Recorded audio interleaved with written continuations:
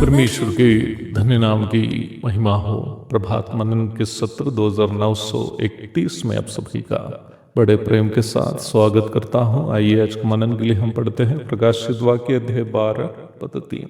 एक और चिन्ह स्वर्ग में दिखाई दिया और देखो एक बड़ा लाल अजगर था जिसके 7 सिर और 10 सींग थे और उसके सिरों पर 7 राज मुकुट थे। शैतान नकल करने में माहिर है। Satan is a master of counterfeit. परमेश्वर ने यहूदी धर्म को बनाया। शैतान ने लगभग 2500 धर्मों से दुनिया को भर दिया। परमेश्वर ने यरूशलेम में मंदिर बनवाया। शैतान ने दुनिया को मंदिरों से भर दिया। परमेश्वर ने संसार के लिए परमेश्वर का वचन बाइबल को दिया। शैतान ने तथाकथित धार्मिक ग्रंथों से दुनिया को भर दिया। परमेश्वर ने जगत का उद्धार के लिए अपना पुत्र यीशु मसीह को मनुष्य शरीर में भेजा। शैतान ने तथाकथित अवतार पुरुषों से दुनिया को गुमराह कर दिया। शैतान नकल करके लोगों को गुमराह करने में प्रवीण है। इधर भी पढ़ी गई पद में शैतान के 7 राज मुकुट उसका नकल करने का स्वभाव का एक स्पष्ट उदाहरण है।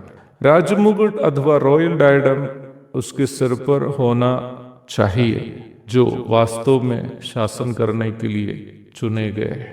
इस संसार में एक ही व्यक्ति है जो राजा होकर जन्मा है, वो प्रभु यीशु मसीह है। यहूदिया के बैतलहम में प्रभु यीशु का जन्म होने के बाद उनका दर्शन करने के लिए जिन ज्योतिषीगण पूर्व देश से यरूशलेम पहुंचे, उनका सवाल हेरोदेस राजा से इस प्रकार था, यहूदियों का राजा जिसका जन्म हुआ है कहाँ है? क्योंकि हमने पूर्व में उसका तारा देखा है और उसको प्रणाम करने आए हैं। मत्ती 2:2।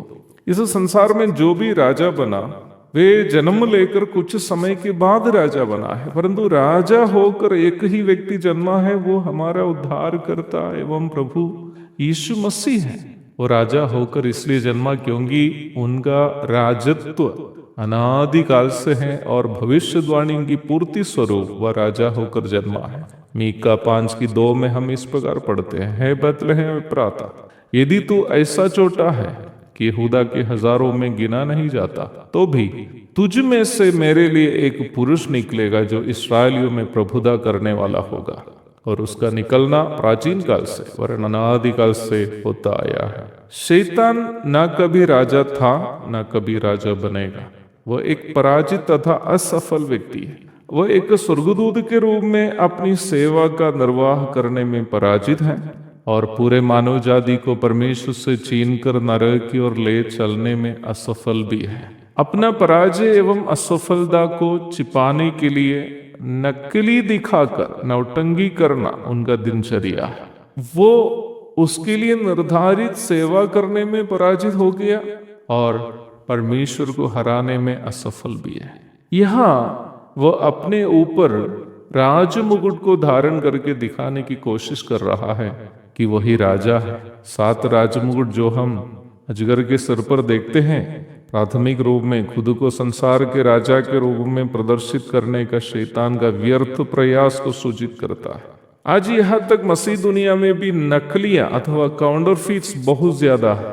प्रसिद्ध सुसमाचार प्रचारक, वक्ता, बाइबल शिक्षक, लेखक एवं कवि दिवंगत एमी जरियन सर का एक प्रस्ताव याद आ रहा है। कभी उन्होंने इस प्रकार कहा, सुसमाचार प्रचारक 2 प्रकार के होते हैं। पहला वो लोग हैं जिन्हें प्रभु सेवा के लिए बुलाया, इसलिए सेवा के लिए वे लोग निकले। दूसरा, प्रभु को बुलाकर सेवा के लिए जो निकले।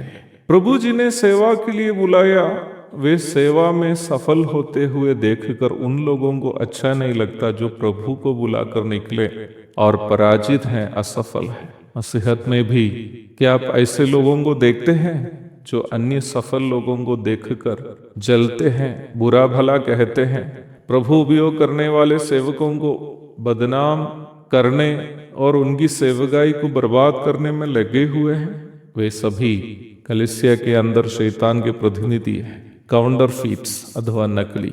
उनसे दूरी बनाए रखना जरूरी है। एक और शुभ दिन की धन्य कामनाओं के साथ आज का मनन मैं यहाँ समाप्त करता हूँ। प्रभु आप सबको आशीष दे। आमीन।